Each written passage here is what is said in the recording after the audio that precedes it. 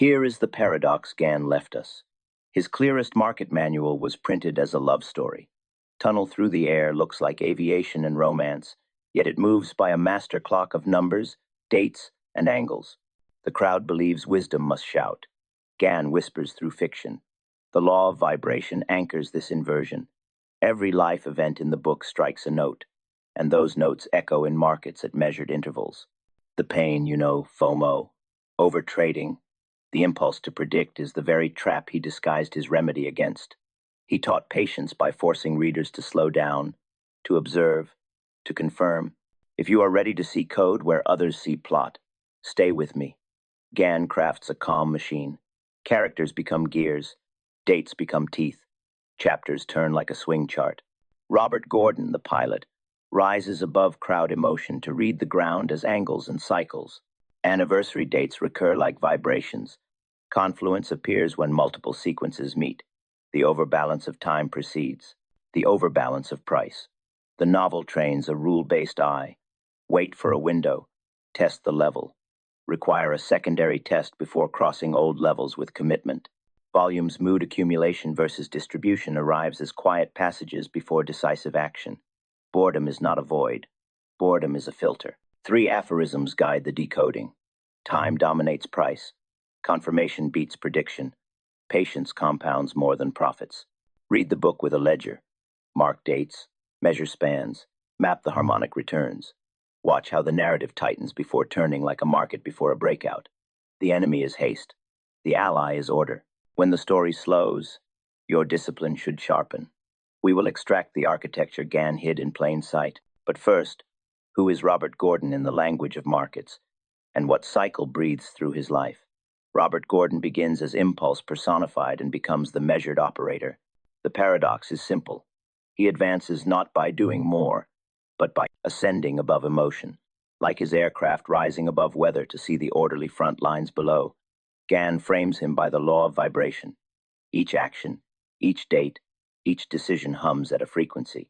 Harmony emerges when the operator matches his timing to the market's master clock. The enemy is false urgency, the crowd's exhaustion masked as activity. Gordon refuses that illusion. He builds a rule-based engine.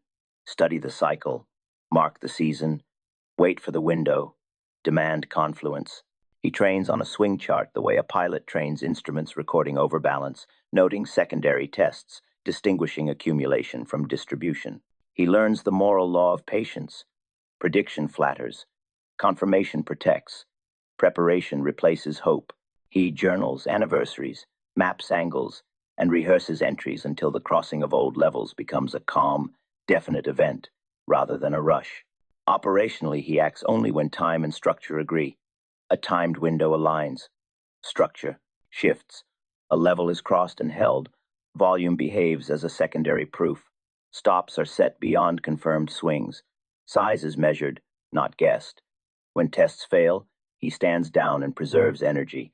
The psychological result is quiet. Boredom becomes strategy. Detachment becomes edge. He recognizes that the plot of his life is also a chart. Periods of ascent, tests of resolve, clean retests after excess. Each restraint strengthens signal recognition. Each refusal to chase sharpens timing. He is no longer the protagonist in a romance with the market. He is its observer, aligned to its vibration, answering only when called by confluence. Yet a question remains at the edge of his discipline. What definite mathematics inside the story governs his timing to the day? We ended with a question. If Gordon's story teaches patience, what hard laws did Gann bury beneath the romance? The paradox is precise. A novel that reads like memory is actually a measured cipher. Fiction becomes what? Arithmetic. Treat every event as a time marker, every relationship as an angle, every journey as a cycle. The law of vibration appears as repetition. 30, 45, 60, 90, 144, 180, 360. Conflicts flare on anniversaries. Reconciliations close old squares. Dates in the narrative are gears in a master clock, meshing with season and anniversary counts to form confluence windows. This architecture yields method. Mark each key date, then project forward by harmonic intervals, weeks, months, degrees. Note when multiple counts converge. That is your definite time window. Map plot arcs as swing charts. When a new arc overbalances the last in time or range, expect a structural shift. Read crossings of old levels in the story as cues for price. Crossings and holds separate accumulation from distribution. Pages and chapters behave like divisions and eighths. Ratios echo the geometry of squares and the 1x1, 2x1, 1x2 angles orderly paths of advance and correction. The enemy is randomness, the illusion that movement is uncaused.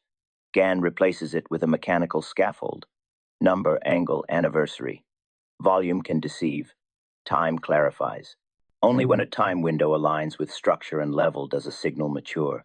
Operationally, compute forward from narrative dates. Filter for confluence. Seek an overbalance in swing. Require a secondary test. Act only on a crossing and hold. The psychological effect is calm. You stop predicting and begin confirming. Boredom becomes discipline. Patience is the engine that reveals the hidden code. But mathematics alone is not entry. A model becomes trade only through a rule-based test. If the architecture frames possibility, what, exactly, confirms the moment to act. Prediction flatters the ego. Confirmation funds the account. Gann's fiction hides this law in plain sight, turning Robert Gordon's choices into a measured engine. No action until the gears mesh. The engine begins with time. Mark windows defined by cycle, season, and anniversary counts, then listen for vibration when disparate dates hum in confluence. Next, engage structure. On the swing chart, demand a definite overbalance of the last correction, a mechanical shift from weakness to strength or the reverse. Then test the level itself. Crossing old levels is not enough. The market must cross and hold, proving order over impulse. Finally, weigh the energy. Volume speaks, but it often lies. The tell is the secondary test. Quiet return to the breakout or breakdown zone that holds on lower activity, signaling accumulation versus distribution with harmonic restraint. The rules stay simple and severe. Act only when at least 3 components synchronize within the active window. Place the initial stop beyond the confirmed swing, not where hope prefers. Size by risk unit, not by emotion. Scale at balanced nodes where prior rotation stalled. If the retest is sloppy or late outside the window, stand down. In multi-time frame practice, let minute cycles serve. Weekly seasons. An intraday trigger that ignores the larger clock invites exhaustion. Boredom becomes a tool, a filter against illusion. Discipline is not tension, it is orderly breathing while the market reveals itself. Identity shifts in this protocol. You are no longer the predictor but the verifier, a custodian of rules. When signals fragment, you conserve energy. When they unite, you move with measured intent. The novel whispers the same cadence. Prepare, observe, confirm, align. Yet one test still remains, not of price or volume, but of the clock that governs them both. Patience is not absence of action, it is geometry in slow motion. In Gann's tunnel, time is the architect and price is the builder. And nothing stands if the angles are wrong. The paradox is simple. Boredom becomes strategy. When you wait for harmony, you trade less and gain more. The market's master clock turns in cycles, seasons, and anniversaries. Your personal clock must become equally measured. Mark the windows when past highs and lows echo through time. Trace the 1x1, 2x1, and 1x2 paths like flight corridors, and observe how ranges narrow before a decisive crossing of old levels. The enemy is internal impatience that pushes entries outside the window, attachment that refuses exits when overbalance warns of change, exhaustion that masquerades as urgency. Build a rule-based routine. Pre-market, project time windows from the novel's dates and from your own historical swing chart. During market, require confluence time, structure, and a clean secondary test. After market, journal observed versus acted upon tests to audit discipline. Keep risk under moral law. 1 unit per idea. Stops beyond confirmed swings. Scale only at balanced nodes. This is not prediction. It is confirmation. You align your engine with the field and let vibration do the work. In practice, you may wait days for a single clear alignment, and the waiting is the work. Serenity follows from definite procedure. You observe, confirm, align, and allow. The identity flips from actor to custodian of rules. Two clocks synchronize market rhythm and operator routine, and the result is orderly action with minimal words and measured energy. If the secret is to wait, what exactly are we waiting for? The creed answers: time confluence, structural overbalance, and the crossing and hold. But one test still remains the law you must live, not just know. Practice it daily until boredom turns into precise, patient power. What appears as fiction becomes practice when you learn to read its rhythm. The novel resolves into a working discipline, a daily meditation on time, proportion, and the quiet courage to do less. Gann's hidden instruction is not a puzzle to be solved once, but a method to be lived repeatedly. Mark the windows, watch the vibration, wait for the definite. The lesson matures from chart technique to character. Patience is not delay. Patience is alignment. When the crowd seeks prediction, the operator seeks confirmation. When the crowd moves with emotion, the operator moves by rule. This is how story becomes system, and how system becomes serenity. Carry forward 3 confirmations as habit.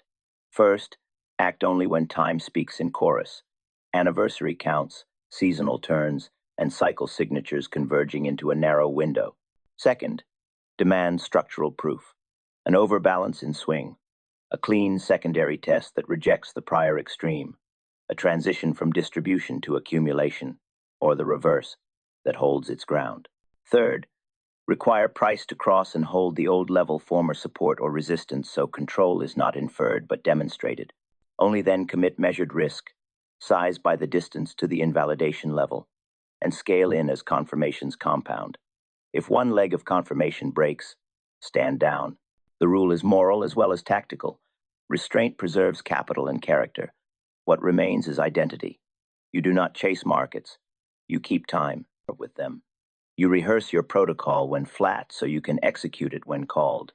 You accept boredom as the fair price of clarity, and you learn to close the trade with the same calm you opened it.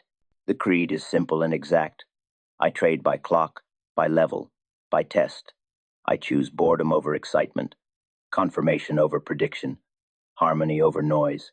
The market teaches I listen, confirm, and align.